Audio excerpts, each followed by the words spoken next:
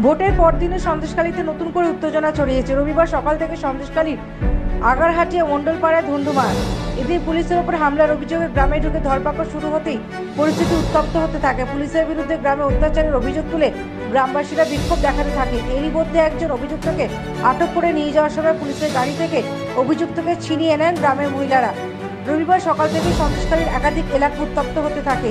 দুপুর গড়াতেই রাস্তায় গাছের ডাল বাঁশ হাতে বিক্ষোভ দেখাতে থাকেন গ্রামের মহিলারা।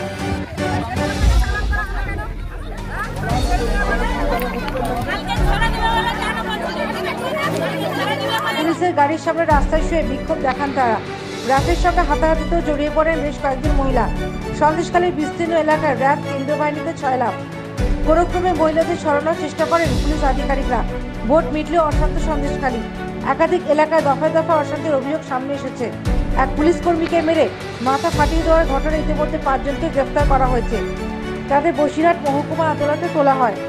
ভোটের পরের দিনই সন্দেশখালীতে জারি হয়েছে 144 ধারা। রবিবার থেকে ভোটের ফল বেরোনোর দিন অর্থাৎ আগামী 14 দিন পর্যন্ত সরবেরিয়া থেকে বয়ারমারি পর্যন্ত 144 ধারা জারি করা হয়েছে।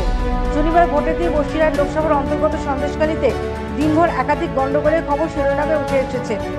ভোটের দিন দফায় দফা অগ্নিগর্ভ হয়ে উঠেছে বয়ারমারি, আগারহাটি, কানমারি সহ সন্দেশখালীর বিভিন্ন এলাকা। গত জানুয়ারি মাস থেকে শুরু করে সন্দেশখালীর চেনা চিত্রে পুনরাবৃত্তি হয় ভোটের দিনও। এদিনও সন্দেশখালীর মহিলাদের রাস্তায় নেমে আন্দোলন দেখা গিয়েছে।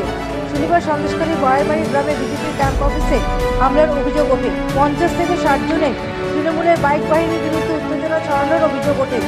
সন্দেশখালী ঘটনায় অ্যাকশন টেকন রিপোর্ট চেয়েছিল নির্বাচন কমিশন। এদিকে 7ম দফার ভোটে সন্দেশখালীতে কেন অশান্তি নিয়ে রিপোর্ট তলব করেছেন রাজ্যপাল CV Ananda Bose. Bureau report.